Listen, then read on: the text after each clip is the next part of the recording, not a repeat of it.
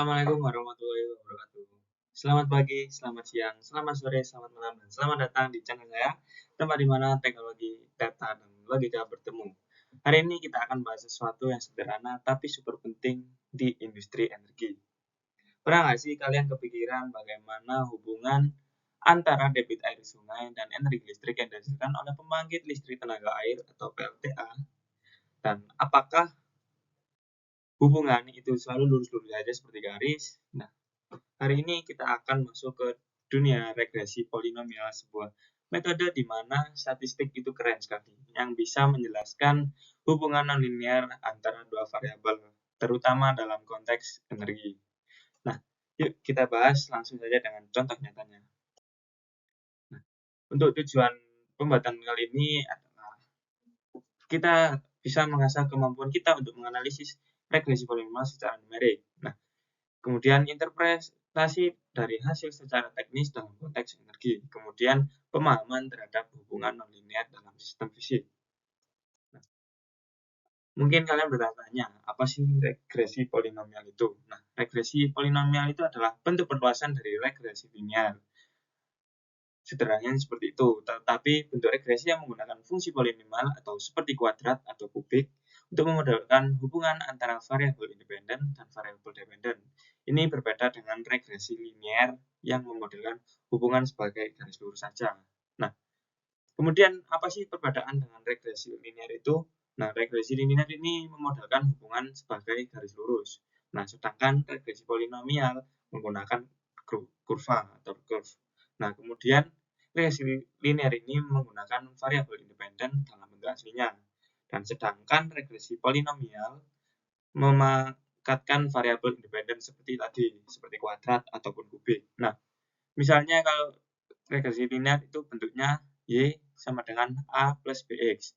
Nah, untuk regresi polinomial kuadratiknya itu seperti Y sama dengan A plus BX plus CX kuadrat. Nah, itu kan ada kuadratnya. Dengan kata lain, kita menambahkan komponen pangkat 2 untuk menangkap pola yang tidak bisa ditangkap oleh sebuah garis lurus.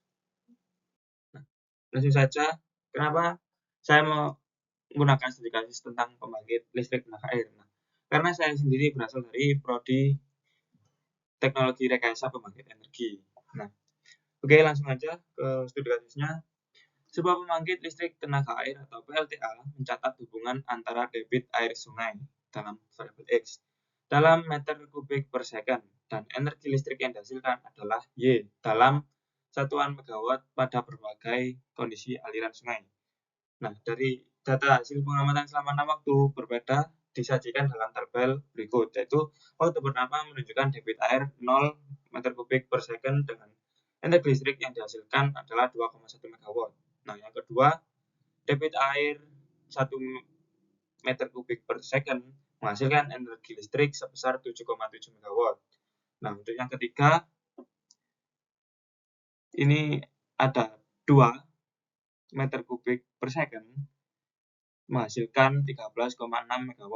Nah, untuk yang keempat, ini 3 meter kubik per second menghasilkan energi listrik 27,2 MW. Nah, untuk yang kelima, itu 4 meter kubik per second menghasilkan energi listrik 40,9 MW.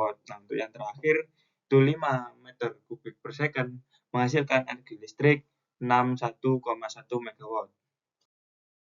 Nah, itu tadi studi kasusnya. Sekarang kita beranjak ke pertanyaannya. Nah, untuk pertanyaannya, lakukan regresi polinomial order 2 terhadap data di atas untuk menemukan model hubungan Y sama dengan A0 plus A1X ditambah A2X kuadrat. Nah, ini adalah bentuk regresi polinomial, beda dengan regresi linear. Nah, untuk yang kedua, berdasarkan perhitungan diketahui bahwa Y sama dengan 2,47857 plus 2,35929X plus 1,86071 X kuadrat. Nah, untuk pertanyaan A, gunakan model ini untuk memprediksi energi listrik yang dihasilkan jika debit air adalah 6 meter kubik per second. Nah, yang kedua, bandingkan prediksi dengan hasil aktual, misalnya diasumsikan 86 MW. Nah, hitunglah galat relatifnya. Kemudian soal yang ketiga yaitu R kuadrat sama dengan 0,9985 dan R sama dengan 0,993. Jelaskan apa arti nilai R kuadrat dan nilai R tersebut dalam konteks pembangkit energi. Kemudian yang keempat atau yang terakhir, jelaskan mengapa model regresi polinomial kuadratik ini lebih cocok dibandingkan model linear untuk data ini. Nah, kaitkan dengan karakteristik sistem pembangkit dan pengaruh debit air terhadap energi. Nah, langsung saja ke pembahasan nomor 1. Jadi kan sudah diketahui bahwa hasil regresi menghasilkan model Y sama dengan 2,47857 plus 2,35929X plus 1,86071 X kuadrat. Nah, model ini diperoleh menggunakan metode least squares atau kuadrat terkecil. Itu menggunakan untuk polinomial order 2 yaitu X kuadrat. Nah, pada posisi ini A0 itu adalah 2,47857. Nah, untuk yang A1X itu adalah 2,35929X. Itu merupakan peningkatan energi akibat penambahan debit air secara linear. Nah, untuk yang kedua, itu A2X kuadrat, itu sama dengan 1,8071X kuadrat. Itu merupakan pengaruh kuadratik dari debit air yang menunjukkan peningkatan percepatan energi. Nah, untuk yang soal nomor 2A, model regresi yang digunakan yaitu Y sama dengan 2,47857 plus 2,35929X plus 1,8071X kuadrat. Nah, tadi kan sudah diberikan soal 6 meter kubik per second. Nah, kita tinggal masukin aja. Nah, nanti hasilnya adalah 83,62 megawatt. Itu sudah dibulatkan. Nah, untuk galat relatifnya yaitu prediksi dikurangi aktual per aktual dikalikan 100. Nah, hasilnya tadi kan ini prediksinya kan sekitar 83,62. Nah, itu dibulatkan aktual karena tadi soalnya adalah dimisalkan diasumsikan 86. Kemudian dimasukkan saja, hasilnya nanti adalah 2,77%. Nah, artinya prediksi model hanya meleset sekitar 2,77%. Dari nilai sebenarnya cukup akurat untuk keperluan perencanaan pembangkitan energi. Nah, kita lanjut ke soal nomor 3, yaitu interpretasi koefisien determinasi R kuadrat dan korelasi R. Nah, R kuadrat di sini sama dengan 0,9985, yang artinya 99,85% variasi energi listrik dapat dijelaskan oleh perubahan debit air. Nah, untuk R sama dengan 0,993, itu menunjukkan hubungan yang sangat kuat dan hampir sempurna antara debit dan energi. Ini debit air dan energinya. Nah, kesimpulannya, model regresi sangat baik dan bisa diandalkan untuk estimasi energi listrik dari debit air. Nah, kenapa kita nggak pakai linear aja? Nah, karena sistem pembangkit itu tidak sesederhana itu. Naiknya debit air nggak cuma nambah volume air, tapi juga bisa menambah tekanan, kecepatan, dan pada akhirnya bisa memperbesar energi. Nah, ini efek non-linear yang bisa dijelaskan lebih baik oleh model kuadratik.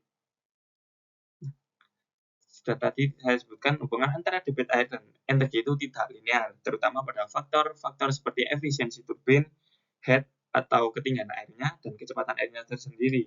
Pada sistem PLTA itu, peningkatan debit air tidak hanya menaikkan volume air, tapi juga menaikkan tekanan dan kecepatan, sehingga dapat menaikkan energi listrik secara eksponensial atau kuadratik. Maka dari itu, kita menggunakan regresi polinomial kuadratik. Nah, dari polinomial kuadratik itu, kita bisa menggambarkan kurva pertumbuhan non-linear secara sederhana dan lebih akurat dibandingkan model linear jika data menunjukkan percepatan pertumbuhan. Nah, dari hasil tadi kita bisa menemukan grafiknya. Nah, berikut adalah grafik antara debit air dalam satuan meter kubik per second dan energi listrik adalah megawatt yang dihasilkan oleh pembangkit berdasarkan model regresi polinomial kuadratik. Nah, titik-titik merah ini adalah menunjukkan hasil pengamatan nyata. Tadi sudah ada datanya. Nah, garis kurva ini yang biru itu menunjukkan kurva hasil regresi kuadratik.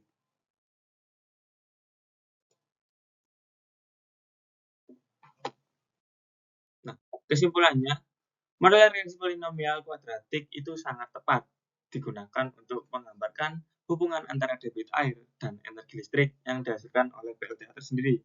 Mengapa? Karena hubungan ini bersifat non-linear.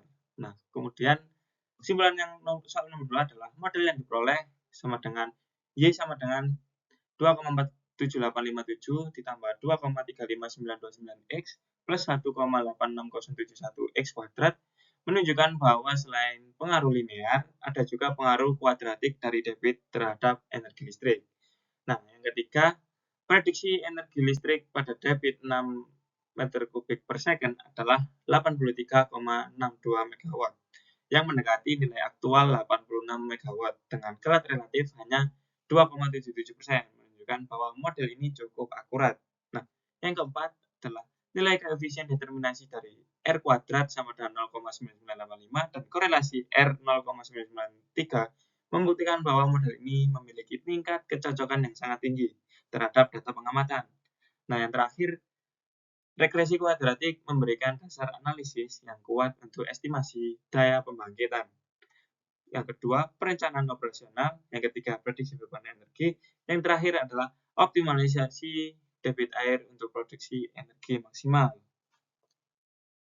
Nah, jadi kalian sekarang udah paham kan bagaimana statistik dan energi bisa berjalan beriringan dengan regresi polinomial. Kita bisa bikin prediksi yang lebih akurat. Bahkan untuk sistem yang kompleks seperti PLTA, PLTS, atau PLTB.